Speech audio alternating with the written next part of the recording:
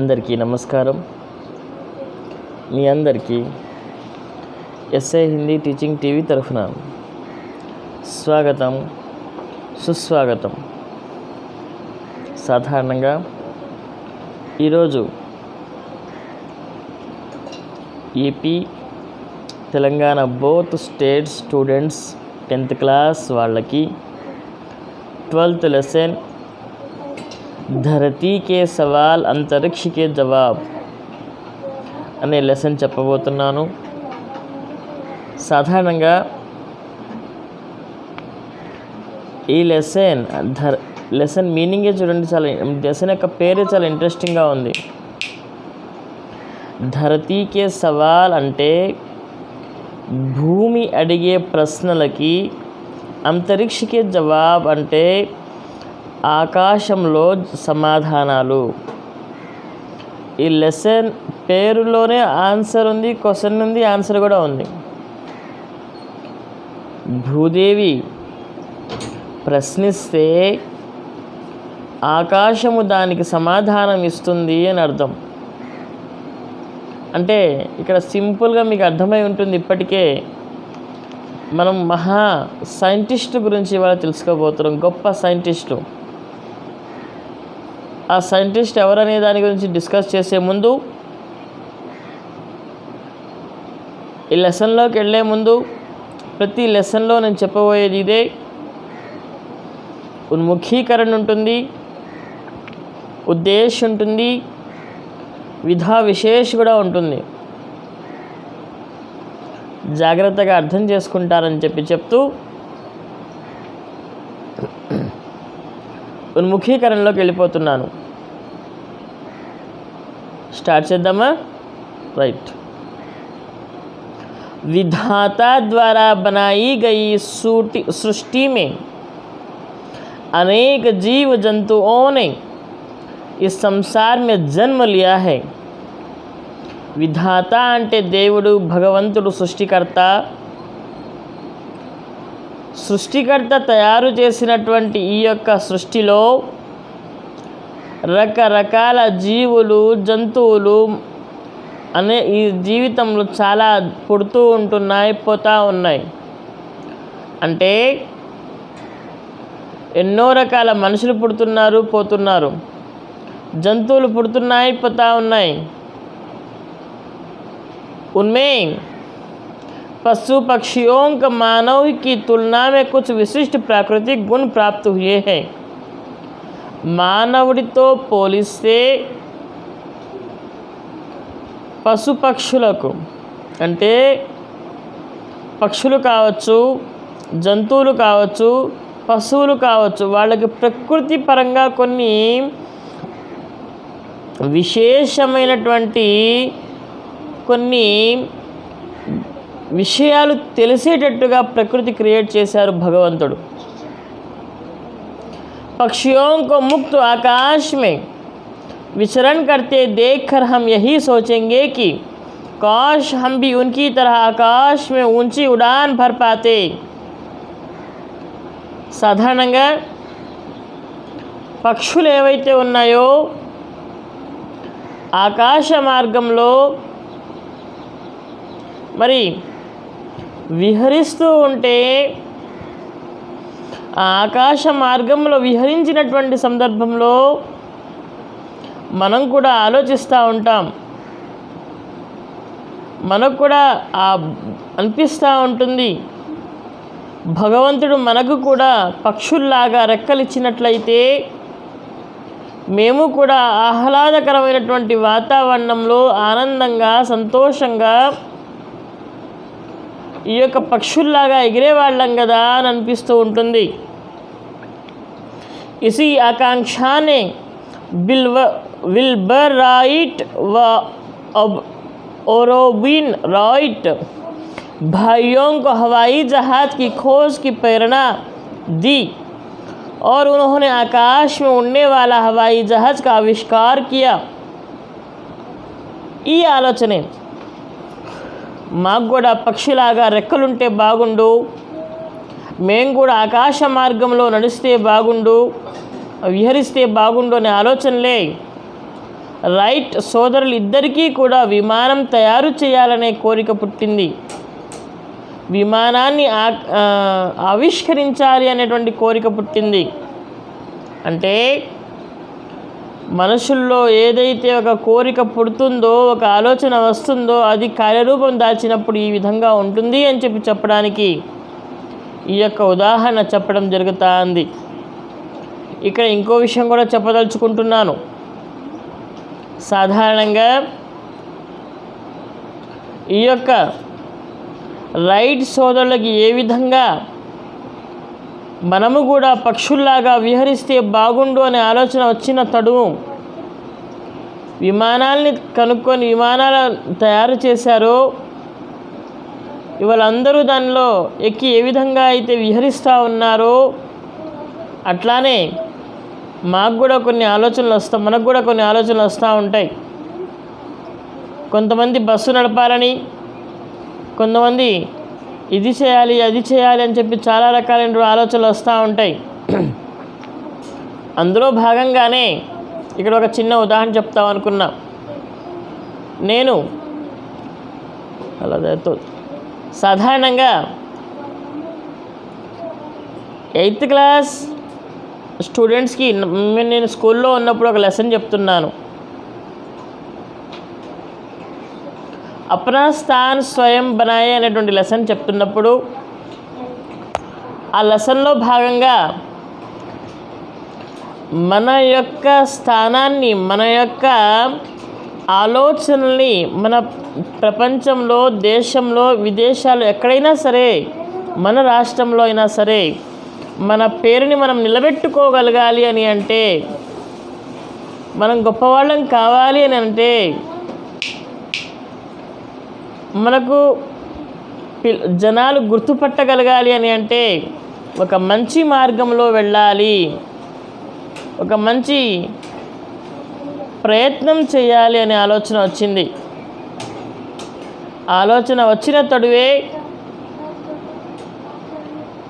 నేను కూడా, ఎంతోమంది పేదవాళ్ళు ఉంటారు, ఎంతోమంది స్కూల్కి వెళ్ళని వాళ్ళు ఉంటారు, చాలామంది పిల్లలు స్కూల్కి వెళ్ళకుండా, కాలేజీలకు వెళ్ళకుండా, ట్యూషన్స్కి వెళ్ళకుండా ఇంట్లోనే ప్రైవేట్గా ఫీజు కట్టి చదువుకునే వాళ్ళు కూడా ఉంటారు. అలాంటి వాళ్ళు ఇవాళ సాధారణంగా అలాంటి వాళ్ళ కోసం ఏదైనా చేద్దాం అనే ఆలోచనతోటి, వాళ్ళు కూడా చదువుకోవాలి అనేటువంటి ఆలోచనతోటి ఈ ఎస్ఏ హిందీ టీచింగ్ టీవీ ఛానల్ను స్టార్ట్ చేయడం జరిగింది, యూట్యూబ్ ఛానల్ని స్టార్ట్ చేయడం జరిగింది. అందులో భాగంగానే మీరు అడగచ్చు, సార్ వాళ్ళ కాడ చదువుకోవడానికి డబ్బులు లేవు, వాళ్ళు బయట ఏదో వ్యవసాయ కూలీలుగాను ఏదో చేసుకుంటూ ఉంటారు, మరి వాళ్ళు ఆ లెసన్స్ వినాలి అంటే వాళ్ళ కాడ స్మార్ట్ ఫోన్స్ ఉండాలి కదా సార్ అని అడగచ్చు మీరు. సాధారణంగా ఇవాళ చాలా తక్కువ ధరకి స్మార్ట్ ఫోన్స్ వస్తున్నాయి. వాళ్ళు ఫీజు కట్టేటువంటి దాంట్లో కొంచెం దాచిపెట్టుకొని ఉన్నా కూడా దాంట్లో కూడా స్మార్ట్ ఫోన్ కొనుక్కొని యూట్యూబ్లో ఈ లెసన్స్ వింటారు. కాబట్టి అందరి కాడ ఇవాళ ఫోన్లు లేని వాళ్ళు ఎవరు, అడుక్కునే వాళ్ళ దగ్గర కూడా ఫోన్స్ ఉన్నాయి. కాబట్టి ఇవాళ అందరూ ఫోన్లు కొనుక్కొని వింటారనే ఆశయంతో నేను స్టార్ట్ చేయడం జరిగింది. నా కోరిక నా మనసులో రావటమే ఆలస్యము ఈ ఎస్ఏ హిందీ టీచింగ్ టీవీ ఛానల్ని స్టార్ట్ చేయడం జరిగింది. అదే వల్ల భగవంతుడి వల్ల ఇవాళ స్టార్ట్ చేసి ఒక 2-3 months అవుతుంది. చాలా మంచిగా భగవంతుడి వల్ల చాలా బాగా ఈ యొక్క ఛానల్ నడుస్తూ ఉంది. ఇప్పటి వరకు 280 సబ్స్క్రైబర్స్ అయ్యి దాదాపుగా చాలా నిమిషాలు, దాదాపుగా నెలకు వచ్చేసరికి 5000 minutes వాచింగ్ అవుతూ, నెలకు వచ్చేసరికి అట్లీస్ట్ 30 సబ్స్క్రైబర్స్ అవుతూ, మరీ పెద్ద పెద్ద ఛానల్లా కాకపోయినా ఒక గొప్ప ఛానల్గా పేదవాళ్ళకు సపోర్టివ్గా ఉండే ఛానల్గా ఈ యొక్క హిందీ ఛానల్ యూట్యూబ్ ఛానల్ నిలిచింది. ఇవాళ దీని ద్వారా సాధారణంగా నేను పెట్టిన తర్వాత 2 నెలలకి అన్ఎక్స్పెక్టెడ్గా అనుకోకుండా ఈ కరోనా వైరస్ రావటం జరిగింది. తర్వాత స్కూల్స్కి కాలేజెస్కి సెలవులు ఇవ్వటం జరిగింది. ఆ తర్వాత సాధారణంగా పిల్లలందరూ ఇళ్ళల్లో ఉంటారు. 10th క్లాస్ ఎగ్జామ్స్ పోస్ట్పోన్ అయినాయి. ఆ పిల్లలకి ఏ విధంగా నేను సహాయపడగలను అని ఆలోచించినప్పుడు ఈ 10th క్లాస్ లెసన్స్ చెప్తూ వినేవాళ్ళు చాలా ఎక్కువ మంది ఉన్నారు. రెస్పాండ్ కూడా చాలా ఎక్కువ మంది రెస్పాండ్ అవుతున్నారు.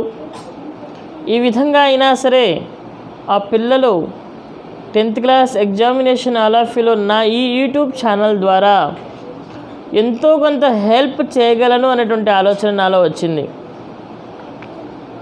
ఆ విధంగా స్టార్ట్ చేసినటువంటి 2-3 నెలలకి అపూర్వమైన స్పందన వస్తూ 10th class lesson last lesson ఇంకొక ఉపవాచక లెసన్ ఉంది చెప్పబోతున్నాను. అంటే ఇలాంటి మార్పులు చేర్పులన్నీ కూడా ఈ యొక్క ఈ 2-3 నెలల్లో ఎంత ఘనంగా ఎందుకు జరిగినాయి అని అంటే ఒక్క ఐడియా వల్ల, ఒక థాట్ వల్ల. ఆ థాట్ ఏంటి? ఆ స్కూల్లో ఉన్నప్పుడు నేను 8th క్లాస్ లెసన్ చెప్తున్నాను, అప్నే స్థాన్ స్వయం బనాయే, మన స్థానాన్ని మనమే క్రియేట్ చేసుకోవాలి, ఎవరో క్రియేట్ చేయరు అని చెప్తున్నాను. ఆ ఆలోచనతో నాకంటూ ఒక ఇమేజ్ ఉండాలి అని చెప్పి నేను స్టార్ట్ చేశాను. ఈ విధంగా భగవంతుడి వల్ల చాలా బాగా హ్యాపీగా నడుస్తూ ఉంది. అదేవిధంగా రైట్ బ్రదర్స్కి మంచి ఆలోచన వచ్చింది. పక్షులు ఏ విధంగా అయితే ఆకాశంలో ఎగరగలుగుతున్నాయో అలా మనము కూడా ఆకాశంలో ఎగరాలి అని అంటే ఒక విమానాన్ని తయారు చేయాలి అని చెప్పి రైట్స్ బ్రదర్కి ఒక ఆలోచన వచ్చింది. ఆలోచన వచ్చిన తొడుగానే వాళ్ళు రీసెర్చ్ చేయడం స్టార్ట్ చేశారు. అందులో భాగంగానే ఈ యొక్క విమానం ఇవాళ మనకు వచ్చింది. అంటే కనండి, కలలు కనండి. ఆ కలలు కంటూనే ఆ కలలను సాకారం చేసుకోవటానికి మన వంతు కృషి మనం చేయాలి అని చెప్పడానికి ఉన్ముఖీకరణ పెట్టాడు అని చెప్తున్నాను. క్లారిటీ వచ్చిందా? రైట్. उद्देश्य देश की सुरक्षा का कार्य अत्यंत महान कार्य है. इसके लिए अनेक प्रकार के नवीन तथा वैज्ञानिक उपकरण अपना विशेष दायित्व निभाते हैं. उन्हीं में कृत्रिम उपग्रह, रॉकेट, मिसाइल तथा रासायनिक वायु आदि का आविष्कार हुआ है. इस पाठ के द्वारा छात्र में देश की सुरक्षा की भावना जागृत करना और उपकरणों का आविष्कार करने वाले वैज्ञानिकों की जानकारी देना इस पाठ का मुख्य उद्देश्य है. देश की सुरक्षा की कार्य अत्यंत महान कार्य है. ఇది రియల్గా రైట్. దేశం కోసం గొప్పగా, దేశ సురక్షితం కోసం మనం గొప్పగా ఆలోచించాలి, గొప్పగా చేయాలి కూడా. इसके लिए अनेक प्रकार के नवीन तथा वैज्ञानिक उपकरण अपना विशेष दायित्व निभाते हैं. ఎప్పటికప్పుడు దేశం తన రక్షణను పెంచుకుంటూ పోవాలి. కొత్తగా వచ్చేటటువంటి ఏవైతే వివిధ రకాలైనటువంటి కొత్త మోడల్స్, యుద్ధ విమానాలు కావచ్చు, రాకెట్స్ కావచ్చు, వాటన్నిటిని సమకూర్చుకుంటూ పోతూ ఉండాలి. उन्हीं में कृत्रिम उपग्रह, रॉकेट, मिसाइल तथा रासायनिक वायु आदि का आविष्कार हुआ है. అందులో భాగంగానే దేశ సమగ్రతను కాపాడుకునే విధంగానే కృత్రిమ ఉపగ్రహాలు, రాకెట్లు, మిసైల్స్, అదేవిధంగా శాటిలైట్స్, రసాయనిక వాయువులు ఇలాంటివి చాలా ఆవిష్కరించడం జరిగింది. దేనికోసం? देश समग्र भद्रता कोसम. इस पाठ के द्वारा छात्रों में देश की सुरक्षा का भावना जागृत कराना और उपकरणों का आविष्कार करने वाले वैज्ञानिकों की जानकारी देना इस पाठ का मुख्य उद्देश्य है.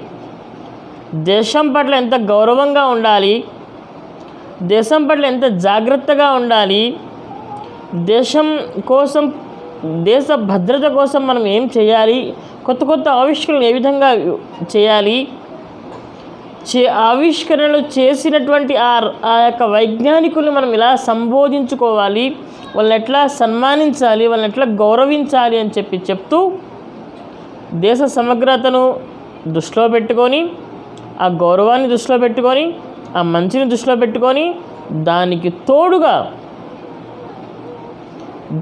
తోడుగా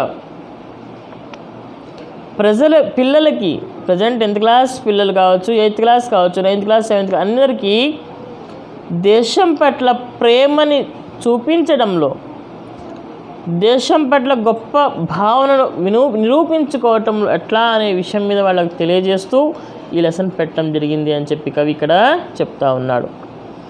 प्रत्यक्ष रूप से विधा विशेष, प्रत्यक्ष रूप से प्रश्नोत्तर द्वारा की जाने वाली प्रक्रिया ही साक्षात्कार है.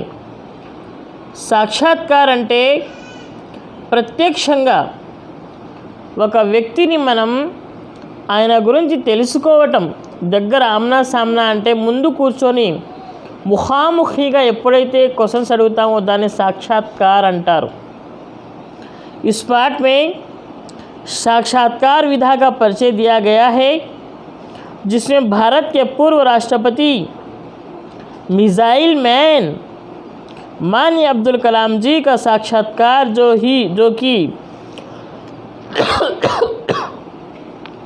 कुछ छात्रों ने लिया था और टेसी थॉमस मिसाइल वुमेन द्वारा इंडिया टुडे साप्ताहिक पत्रिका को दिया गया साक्षात्कार यहाँ प्रस्तुत किए जा रहे हैं. సాధారణంగా మన గత ప్రధాన రాష్ట్రపతి, అదేవిధంగా అబ్దుల్ కలాం గారు కొంతమంది పిల్లలు ఆయనకు కొన్ని క్వశ్చన్స్ అడిగారు, ఒక ఇంటర్వ్యూ చేశారు. ఆ ఇంటర్వ్యూలో భాగంగా శాటిలైట్ మెన్గా అబ్దుల్ కలాం గారికి చెప్తారు, గొప్ప సైంటిస్ట్గా ఆయన గురించి కీర్తి ప్రతిష్టలు చేస్తారు. అలాంటి వ్యక్తి గురించి మనం ఈ యొక్క లెసన్లో సాక్షాత్కార్ అంటే ముఖాముఖి, పిల్లలతో ముఖాముఖి మనం విందాం. అదేవిధంగా టెసీ థామస్ అంటే అబ్దుల్ కలాం గారి శిష్యురాలు ఆవిడకు కూడా ఒక ఇండియా టుడే ఇంటర్వ్యూ చేసింది. ఆ ఇంటర్వ్యూ ప్లస్ పిల్లలు అబ్దుల్ కలాం గారికి చేసిన ఇంటర్వ్యూ, 2 ఇంటర్వ్యూలు ఈ లెసన్లో పెట్టడం జరిగింది. వాళ్ళ అమూల్యమైనటువంటి మాటలు ఏవైతే ఉన్నాయో మనం ఈ లెసన్లో తెలుసుకోబోతున్నాం. అంటే గొప్ప వాళ్ళ మాటలు మనం ఎంత బాగా అర్థం చేసుకుంటామో, గొప్ప వాళ్ళ భావాలు మనం అర్థం చేసుకొని వాళ్ళలాగా తయారవటానికి అవి బాగా ఉపయోగపడతాయని, అదేవిధంగా మనం ఏది చేసినా కూడాను అందరికీ ఉపయోగకరంగా ఉండాలని చెప్పి ఆలోచిస్తూ ఇవాల్టి వరకు లెసన్ పేరు చెప్పాను, ఉన్ముఖీకరణ చెప్పాను, ఉద్దేశ్ చెప్పాను, విధా విశేష్ చెప్పాను. ఇవన్నీ చెప్తూ ఇంకా రేపు స్టూడెంట్స్ ఏ విధంగా అబ్దుల్ కలాం గారిని క్వశ్చన్స్ అడిగారు, ఆయన దానికి ఏమని సమాధానం చెప్పారు, టెసీ థామస్ ఇండియా టుడే పత్రిక ఏమని ప్రశ్నించింది, దానికి ఆవిడ ఏమైనా సమాధానం చెప్పారు. ఇలాంటి విషయాలు మనం చాలా జాగ్రత్తగా రేపు తెలుసుకుందాం. చాలా ఇంట్రెస్టింగ్ లెసన్, చాలా జాగ్రత్తగా వింటే ఇంకా ఇంట్రెస్టింగ్గానే ఉంటుంది. ఒక్కొక్క లెసన్ చాలా కష్టపడి చేసినటువంటి లెసన్ ఇది. జాగ్రత్తగా విని మంచి మార్కులు తెచ్చుకొని పేరు ప్రతిష్టలు పెంచుతారని చెప్తూ నా ఈ ఎస్ఏ హిందీ టీచింగ్ టీవీ ఛానల్ని ఎవరైతే సబ్స్క్రైబ్ చేశారో, లైక్ చేశారో, షేర్ చేశారో వాళ్ళందరికీ రియల్గా కృతజ్ఞతలు తెలియజేస్తూ, అదేవిధంగా చాలామంది కామెంట్స్ కూడా పెడుతూ ఉన్నారు, మంచి కామెంట్స్, వాళ్ళ డౌట్స్ వాటన్నిటినీ కూడాను నేను క్లారిఫికేషన్ చేస్తున్నాను. అలా డౌట్స్ అడుగుతున్నందుకు వాళ్ళకు నిజంగా అడగాలి, ఇంకా అడగాలని చెప్తూ వాళ్ళందరికీ సాటిస్ఫై చేస్తున్నానని చెప్పి హ్యాపీగా అనుకుంటూ ఇంకా ఎన్ని క్వశ్చన్స్ అయినా అడగండి అని చెప్తూ ఛానల్ని ఇంత గొప్పగా తీర్చిదిద్దుతున్నందుకు నిజంగా ఆ గాడ్ని, సబ్స్క్రైబ్ చేస్తున్నటువంటి మీకు, వింటున్నటువంటి స్టూడెంట్స్ అందరికీ ధన్యవాదాలు తెలియజేస్తూ ఇంతటితో ఈరోజు ముగిస్తున్నాను. రేపు లెసన్లోకి వెళ్దాం. Thank you very much. శుక్రియా.